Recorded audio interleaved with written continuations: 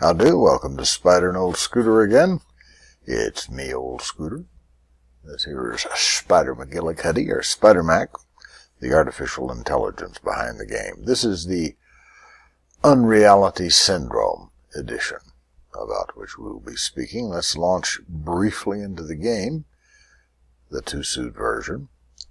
It's my favorite time-killing game, and I play it way too much, so I thought I'd share it with you a little bit while I discuss various things. If you're interested in the game itself, you might note that my playing strategy is a little different than maybe yours. Definitely it's different from my sister Mandy, who complains I'm not aggressive enough with the game, but she's probably right. But I play it for relaxation.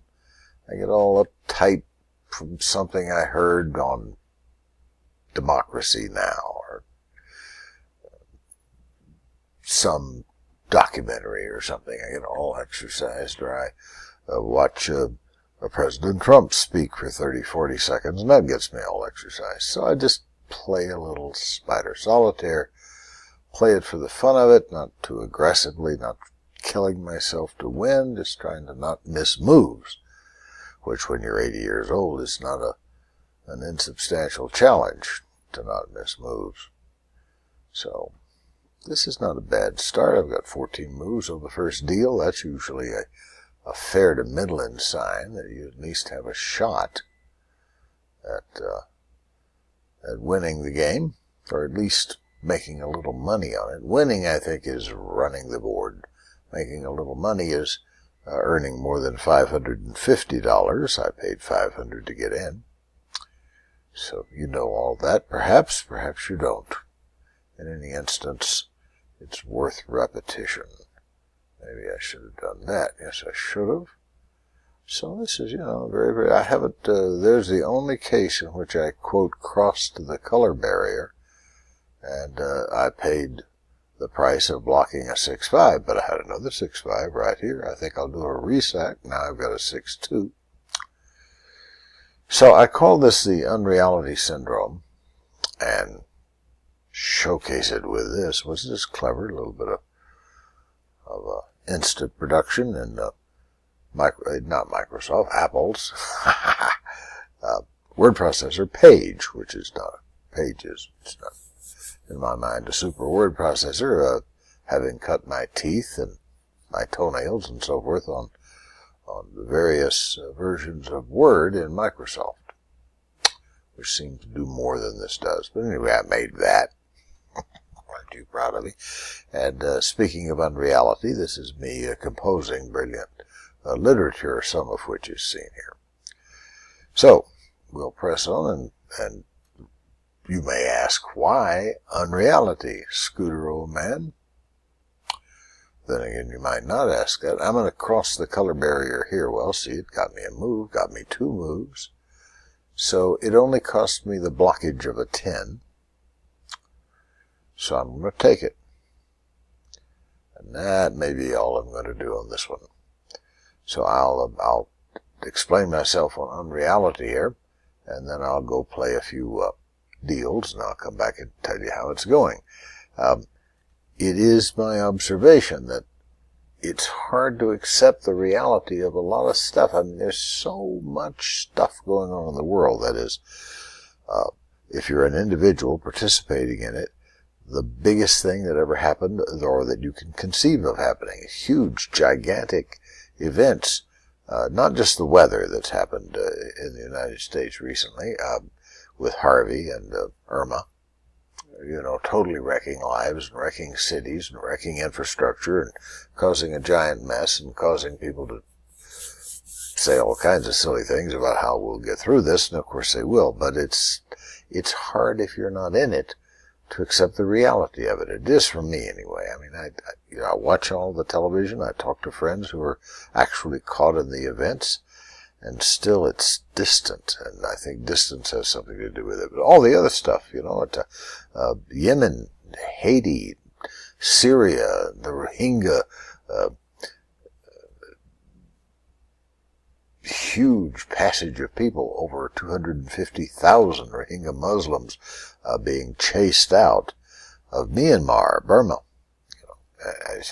into Bangladesh. Who can imagine? What are they going to do with them in Bangladesh? An extra 250,000 people. Anyway, it's hard for us to accept the reality of that. And cholera, speaking of blockage, cholera is killing people in Haiti since their earthquake, whatever it was, 7 or 8 years ago, and the UN peacekeeper or helpers came in and apparently brought in and spread cholera. And so far, over 5,000 people have died of cholera. And a similar thing is going on in Yemen. Already nearly 3,000 people have died. It's a terrible way to die. You die of diarrhea, basically. You can't get treatment. Can't get liquids, IV liquids. Can't get antibiotics. So you die this awful sort of death without any semblance of propriety or honor or all the things you hope you experience. One must die, of course, but you hope not to die in such an awful fashion. That is hard to accept the reality of. We have an unreality syndrome, I think. Maybe it's a function of our huge communications networks, where we see everything, and in a sense don't believe anything. An awful thing. Anyway, I thought I'd give a nod of the hat to the unreality syndrome. There's so much going on in this world. We're very lucky if you're not involved. I feel extraordinarily lucky up here in the mountains of New Mexico. I don't have at the moment a vast fire. That's our local curse. I don't have any flooding, heaven knows. I don't have cholera or any likelihood of getting it. So we're incredibly blessed. So I'm going to take my blessing and go play a few deals, and I'll be back in milliseconds. Back. While no time at all passed for you, I've made a few plays. I'm halfway through the game. Wanted to give you an update. I have not a lot of great promising happening. A 6-2 stack. Little semi-stacks everywhere. Nothing much happening. So I'll be back after I improve on that. Well, not really. I didn't improve on things very much. I punched a couple of holes, 3 holes actually, and nothing is coming of it. I have one last card to go. I've thought of other stuff that's hard to accept the reality to. The Mexican earthquake. And not only our big old hurricanes, but the Mexican earthquake and all the people pirating, all the people, the coyotes who take people out in the middle of the deserts of Arizona and leave them, or lead them out there and guide them out there and let them die. All the people pirates who take the refugees from Africa and put them on these totally inadequate vessels and launch them out into the Mediterranean, hoping they'll be rescued by somebody, and then where they end up in places like Lesbos, where they're basically imprisoned.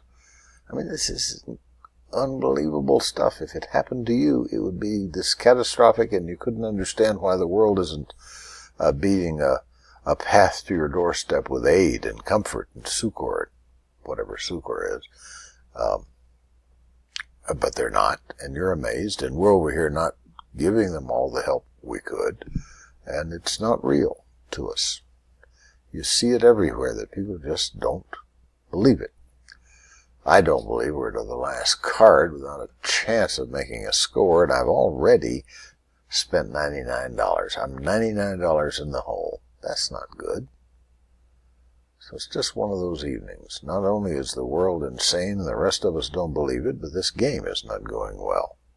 It's just no end of humiliation and embarrassment. We're on the hospice round here. Nothing is going to come of it, he said negatively. But it was still fun playing, and it let me get it off my chest about, I'm sure it's an evolutionary thing, Principle of proximity. If it's close enough to you, you can really get it. If it's not, it becomes sort of abstract. And I'm in an abstract mood this evening. Unreality. You know what I mean? Well, forgive me for that, and forgive me for totally bollocksing up. Now I've lost $130. Once you have 50 moves, each move costs you $10 in my private little game set of rules here, or set of game rules here, or there, or everywhere. And I will bid you adieu. I trust you will grasp reality with both talons.